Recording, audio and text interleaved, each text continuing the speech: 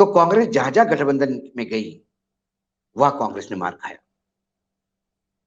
क्योंकि कांग्रेस जब गठबंधन में जाती है तो फिर जो क्षेत्रीय दल है उसके पूर्ण रूप से भरोसे कांग्रेस चली जाती है और क्षेत्रीय दल कांग्रेस को खा लेता है। भाजपा का उल्टा है, भाजपा जब गठबंधन में जाती है तो वो उस क्षेत्रीय दल पे कंट्रोल करने का प्रयास करती है और धीरे धीरे उस क्षेत्रीय दल को खा जाती है। मैं इसे गलत नहीं मानता, क्योंकि जब राजनीति में कोई भी राजनीतिक दल विस्तार करता है तो वो विस्तार अपने हिसाब से ही करेगा।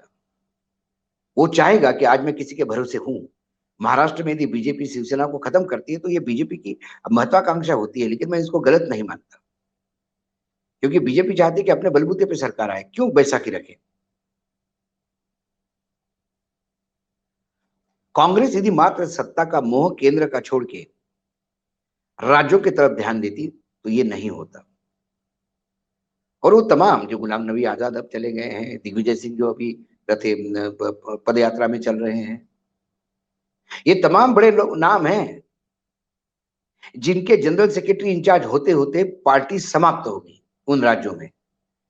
ओडिशा में दिग्विजय सिंह थे, यूपी में दिग्विजय सिंह थे, दक्षिण भारत के बहुत राज्यों के इंचार्ज गुलाम नबी आजाद थे। सवाल गुलाम नबी आजाद को भी पूछना चाहिए। आप कहते हो पार्टी ने क्या दिया मुझे। पार्टी ने तो बहुत कुछ दिया, आपने पार्टी को क्या दिया। आप जिस दक्षिण राज्यों में थे वहां तो पार्टी का सुपड़ा साफ करवाया, क्योंकि ये तमाम व्हीलर डीलर जो थे ये लगातार शीर्ष जो नेतृत्व था कांग्रेस का, इसको ये बताते रहे कि हम केंद्र में सत्ता में हैं, आप चिंता मत करो। और इसी का चांस लेते लेते क्षेत्रीय दल और जहां क्षेत्रीय दल नहीं है, जहां सीधा भाजपा आमने सामने है, वहां भाजपा ने अपनी जगह बनाई।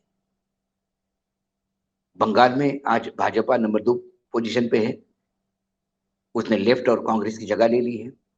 आने वाले समय में बंगाल में चुनाव तृणमूल कांग्रेस और बीजेपी में होगा। ओडिशा में बीजेडी और बीजेपी आमने सामने है, वहां कांग्रेस हाशिए पे है। यूपी में तो बीजेपी पूर्ण रूप से कब्जा करके बैठी है।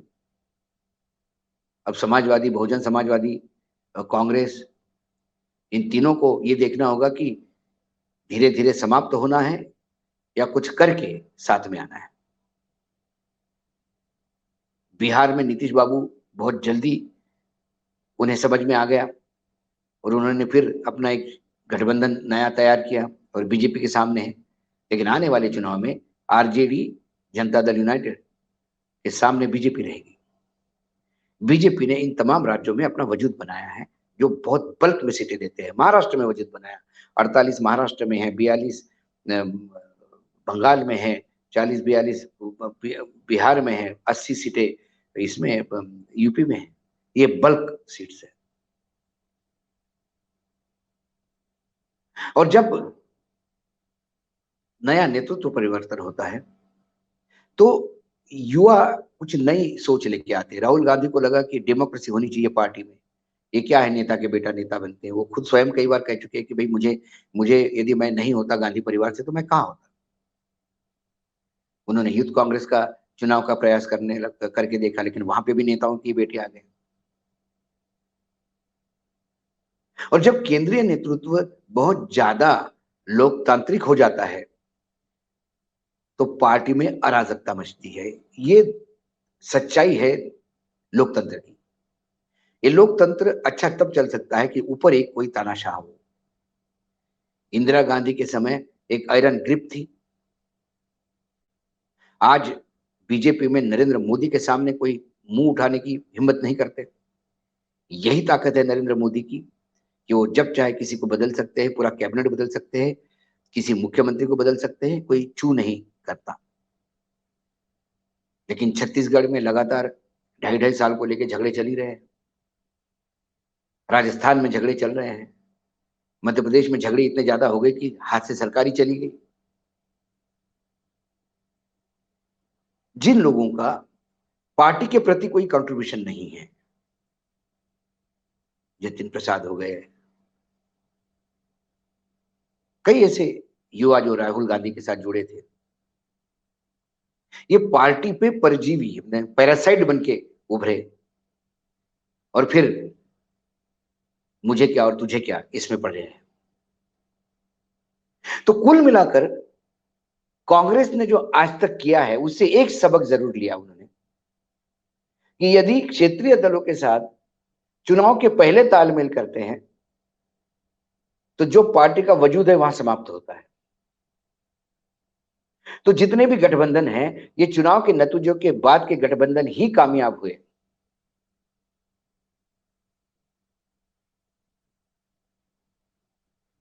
इसलिए राहुल गांधी बहुत कदम फूक फूक के रख रहे हैं। वो भले ही चुनाव में गठबंधन के साथ नहीं उतरे, लेकिन एक पॉलिटिकल पार्टी में एक ऐसा व्यक्ति होता है जो अक्रॉस द पॉलिटिकल पार्टी सबके साथ मधुर संबंध बनाए रखता है।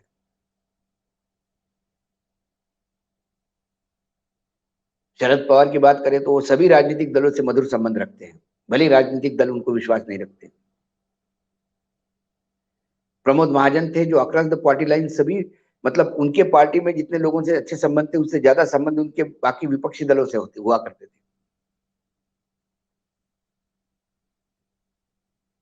प्रणव दा की भी यही स्थिति थी।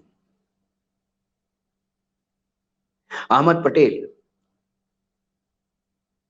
तो चुनाव के बाद सारी कड़वाहट भूल के फिर साथ में सरकार बनाने के लिए लोग एक आ सकते हैं यदि ऐसा कोई बीच में एक मीडिएटर हो। वर्तमान में भारतीय जनता पार्टी के पास ऐसा कोई मीडिएटर है नहीं, और कांग्रेस में तो नहीं के बराबर दिखाई देता है। और जो तथाकथित मीडिएटर है वो कांग्रेस से ज्यादा अपना भला करवाना चाहते हैं।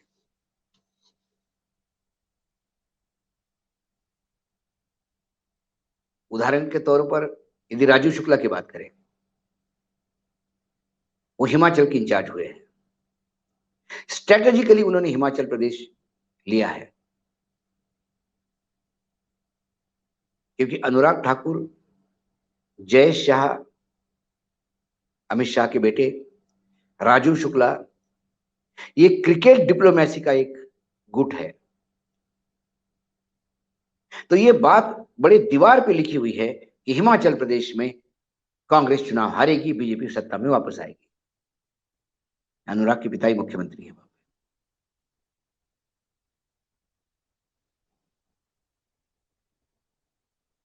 तो जब ऐसे लोग कांग्रेस में ऊपर हैं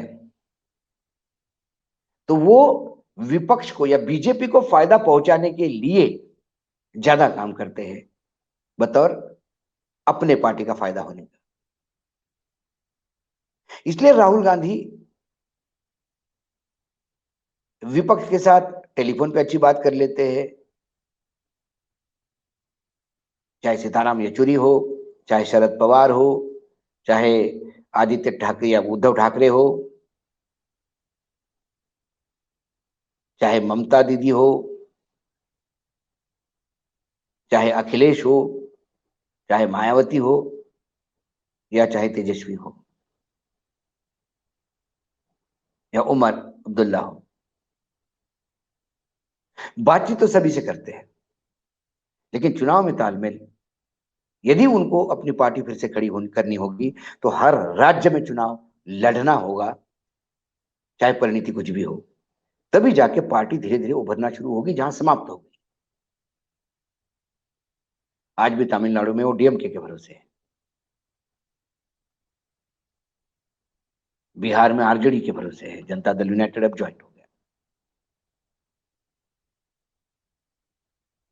इसलिए वो एक ऐसी दूरी बना के रखते हैं कि व्यक्तिगत रूप से तो सबसे संबंध है, लेकिन पॉलिटिकल डिसीजन लेने में कांग्रेस को अपना वजूद बचा कर रखने के लिए चुनाव तो लड़ना पड़ेगा।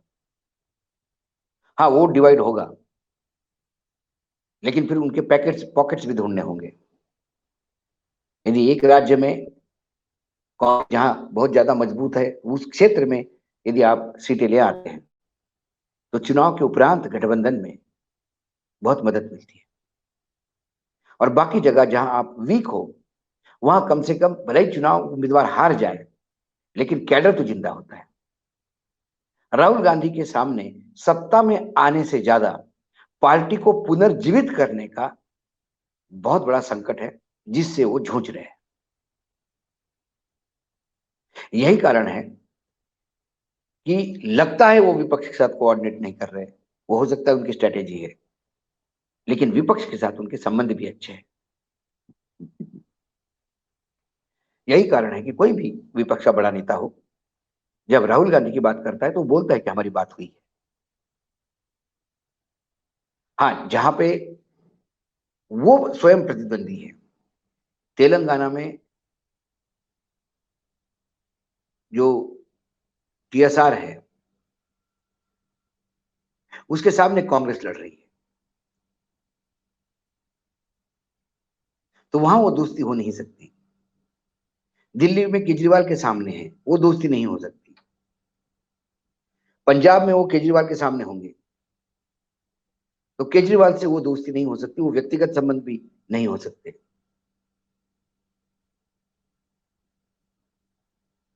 क्योंकि कांग्रेस दिल्ली में, पंजाब में अपना वजूद बचाने के लिए उसे आम आदमी पार्टी से लड़ना होगा, क्योंकि बीजेपी का वोट परसेंटेज जो है फिक्स है दिल्ली में। और बीजेपी जो बहुत अथाह प्रयास कर रही है, अभी राजा साहब को ज्वाइन करवाया पंजाब में, अमरिंदर सिंह जी को, लेकिन उनका क्या वजूद है, उनके पॉलिटिकल पार्टी का क्या हश्र हुआ पिछले चुनाव में, क्या परसेंट ऑफ वोट मिला, ये भी सब लोग जानते हैं। कैसे लोगों के डिपॉजिट जब्त हो गए, वो भी जानते हैं। लेकिन बीजेपी के पास पंजाब में खोने के लिए कुछ नहीं है। यदि राजा साहब आते हैं तो कुछ तो मिलेगा, कुछ 1% वोट तो मिलेगा। और अकाली दल पे कहीं ना कहीं वो प्रेशर लाना चाहते हैं कि फिर से वापस आ जाएंगे। तो 2024 के चुनाव से ज्यादा पार्टी यदि जिंदा करना हो तो विपक्ष के साथ व्यक्तिगत संबंध तो रख सकते हैं, लेकिन गठबंधन चुनाव के पूर्व बहुत मुश्किल सा लगता है। और आप हमसे जुड़े रहने के लिए सब्सक्राइब करें YouTube पर, फॉलो करें ट्विटर पर और लाइक करें Facebook पर। और ज्यादा जानकारी के लिए आपको टाइप करना होगा सिर्फ न्यूज नशा।